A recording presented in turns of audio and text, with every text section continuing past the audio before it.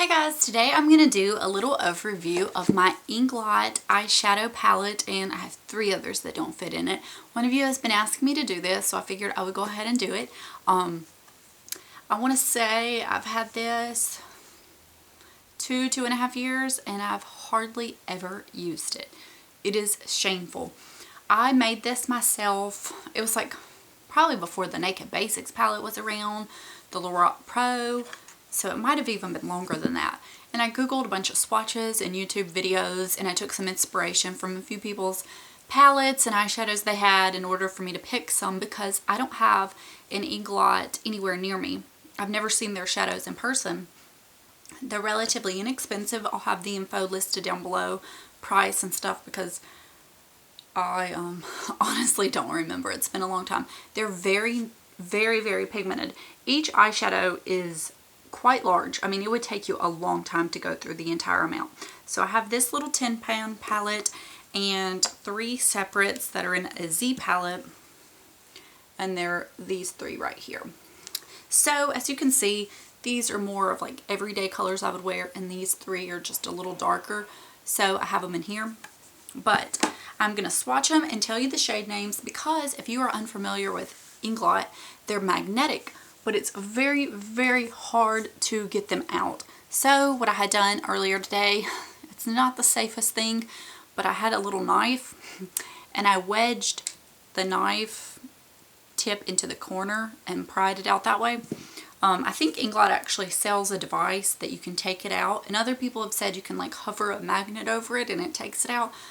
It's never worked for me. So the first shade is, I'll have my little notepad right here.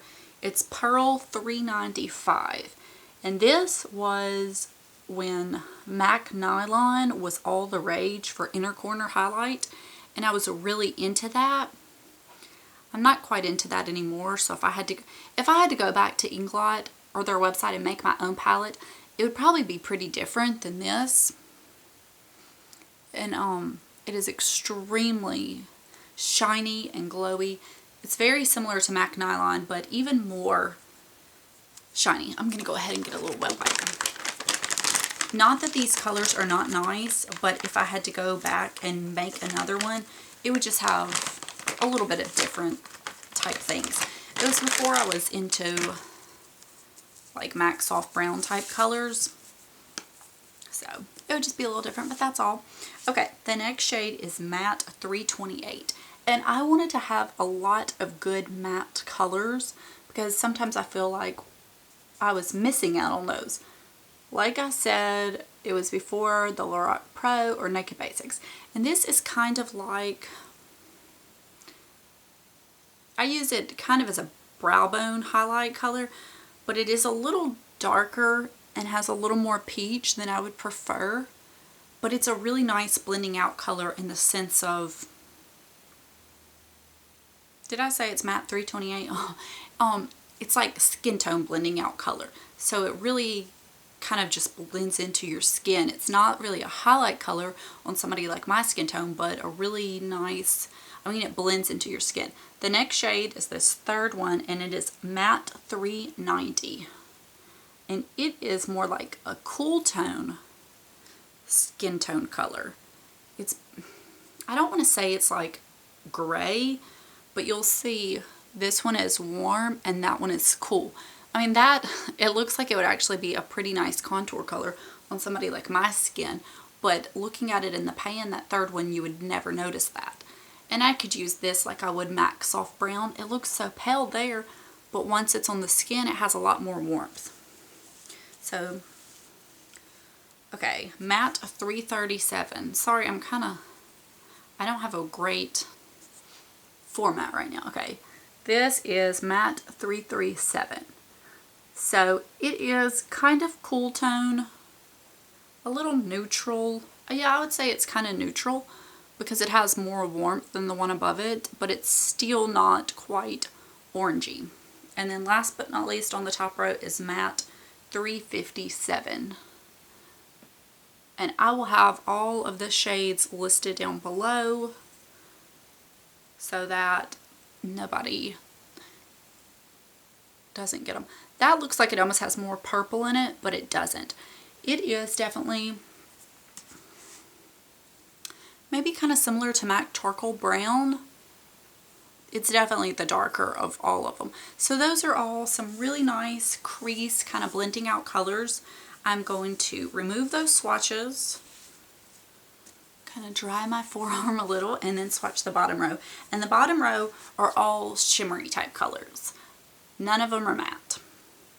This one is DS 461. I don't really know what DS stands for. And it's kind of like a sandy brown with gold sparkle. It's actually a very pretty all over the lid color. It's kind of like what I wanted MAC Patina to be. That shimmer is not translating whatsoever. Okay, a little bit there. The next one is AMC Shine 31. Sorry, I'm getting my fingers. And this is the most shimmery, but it's very smooth and creamy.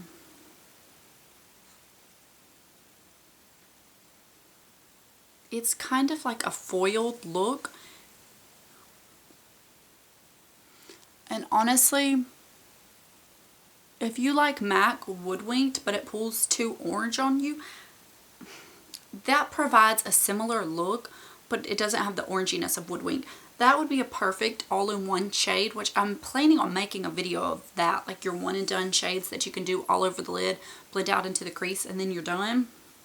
I have a lot of shades that I use like that because those are just very easy.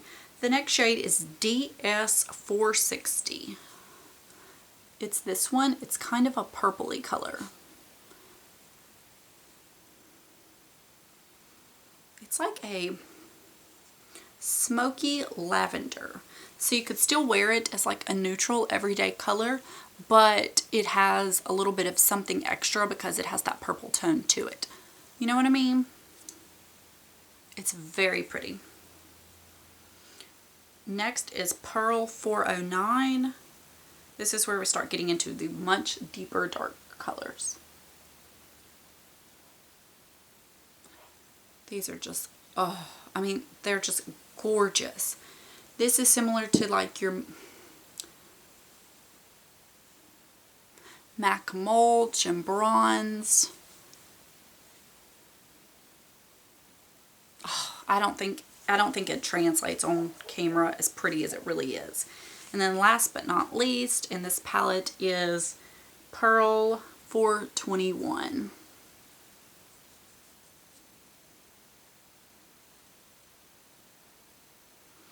And this is just literally a step up from the other one, but on the red end. I'm going to get closer and see if that helps. So those are the shades. That is obviously my favorite row. It is my favorite kind of colors. If you know anything about me and my eyeshadow picks, you know that I absolutely love those kind of shades. They are super pigmented. I mean, they blend like a dream. And they don't kick up a lot of fallout like a lot of, you know, really nice eyeshadows do these days. I'm going to go ahead and close that so we don't have any mishaps. And then my last three are in here. DS 459. It would go very nicely with the other dark purple. If you wanted to pair a lighter purple and a deeper purple. Matte 327 is this super dark brown. It is just, it's almost a little chalky. It's, I mean, if you want a standard brown, and then the matte black, wow. Matte 391. I mean, look at that. I barely touched it. It's like soot. I mean, it's black. It has no blue to it, nothing. So I'm going to get these off my fingers before they stain because they are very pigmented. So that is my little Inglot palette and the Inglot shades I have. I've never tried any of the blushes, lip products, anything else from them. But from this experience, I have to say I mean, they are really nice, and I need to give them some more use. So I'm not saying I'm going to do it next month, but if you guys are interested in me doing a 1 month 1 palette with my Inglot shadows, let me know. I don't know if it would be kind of boring, but then I think, well, I mean, I've done it with like, I mean, I haven't done it with the Naked palette, but I will, and it's in the same vein as that. So let me know if you would be interested in seeing that, or if you wouldn't, because it's not a pre-made palette, you know. So just let me know, and I will have all the color names, well, shades, you know what I mean, numbers down below so you can reference those. But I hope it helps you a little bit. I know my swatches aren't that fancy, but a few people that I did look to when I was looking up Inglot swatches, this was a long time ago. Temptalia had some really good ones. Amerique's had a few. I think that's where I got the purple ones from. And Vlog with Kendra had done an Inglot palette for her wedding, and I think she was actually the one that made me decide to do it, because it was right around the time she did hers that I was like, ooh, I want to do one too. So, and it's really fun, and I had really good experience with them. So that's my little Inglot palette. So I hope you guys enjoyed it, and I will talk to you later. Bye.